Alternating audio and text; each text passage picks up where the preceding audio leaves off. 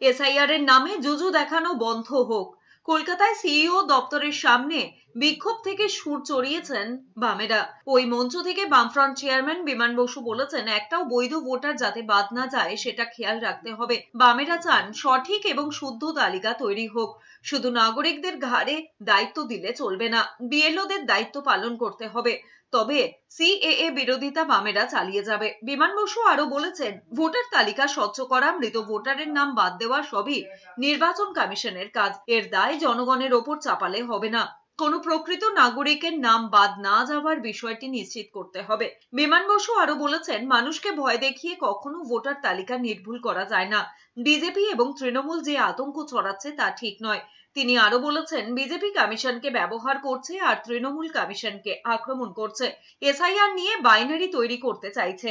পরিচ্ছন্নভাবে কাজ করতে হবে, কোনো রকম ভাবে কোনো দলবাজির শিকার হওয়া যাবে না, যাতে সাধারণভাবে যারা নাগরিক সেই নাগরিকের ঘাড়ে দায়িত্ব দিয়ে চলবে না।